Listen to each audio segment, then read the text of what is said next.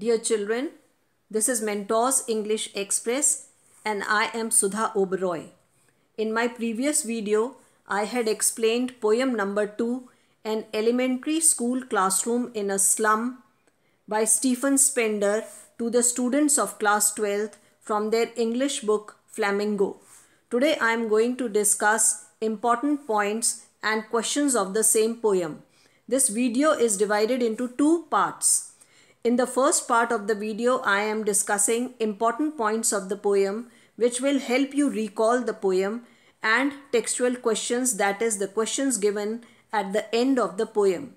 In the second part of the video, I will discuss questions based on the extracts and few other important questions.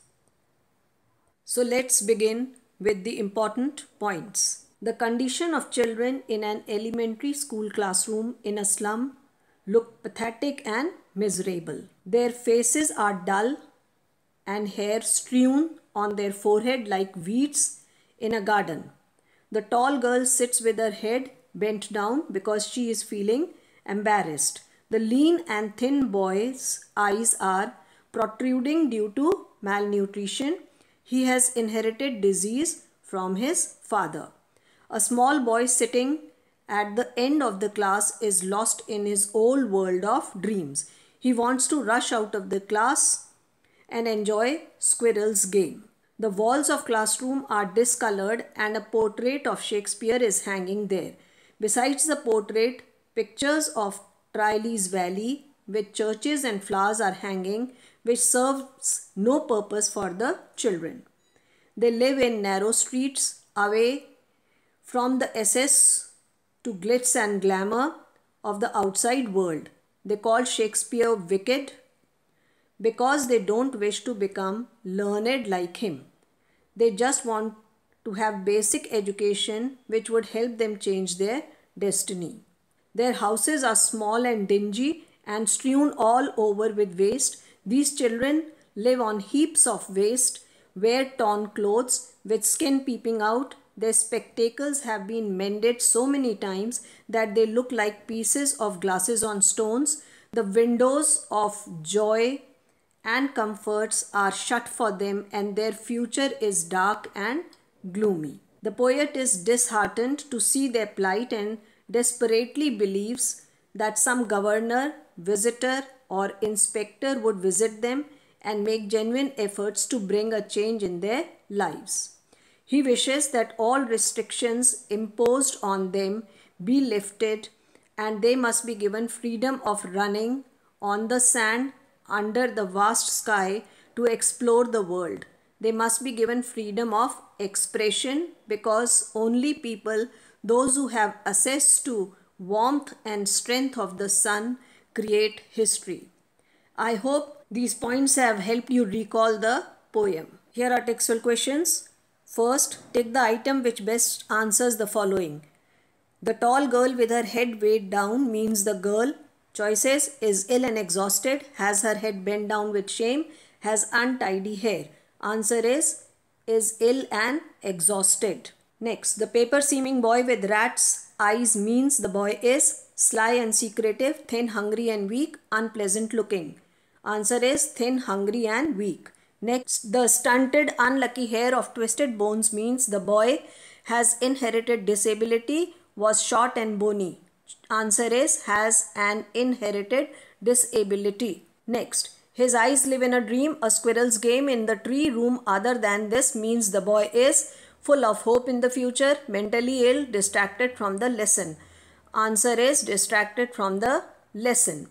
Next is the children's faces are compared to rootless weeds means choices are insecure, are ill-fed, are wasters. Answer is are wasters.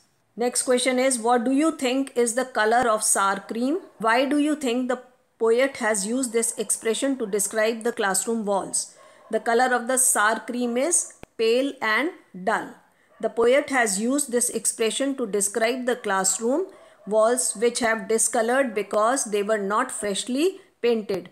However, there is an implied meaning in the word sour which means the whole environment is unpleasant. Next, the walls of the classroom are decorated with the pictures of Shakespeare, buildings and domes, world maps and beautiful valleys. How do these contrast with the world of these children? Answer: there is a big gap between the various pictures on the wall and the children dwelling in slums, as their life is static because of lack of facilities and education. These pictures symbolize beauty, progress and prosperity. On contrary, the life of children living in slum is pathetic. The portrait of Shakespeare is of no use for them, as they don't want to become great poet or highly educated like him. They just want basic education that would bring change in their lives. Hence, the world shown in the maps and pictures are full of illusion and out of reach of these children. Your value points are: the portrait of Shakespeare is of no use, as they don't want to become great like him. They want basic education that would bring change in their lives, and hence the map is of no use. Next is, what does the poet want for the children of the slums? How can their lives be made to change? The poet is disheartened at the plight of these children and wants the governor, inspector, visitor to visit the school. He wants them to take some concrete steps and provide them some facilities and opportunities that would give pace to their lives. He wants these children to be given freedom of movement and freedom of speech. This would ignite an ardent desire in them to explore resources and to gain knowledge. In this way, they can create history and make progress. Your value points are: he wants them to take concrete steps, he wants children to be given freedom of movement and speech, then only they will be able to explore resources. Children, if you have enjoyed this video, like and share and also subscribe it. You can also write your comments in the comments box below. Thank you.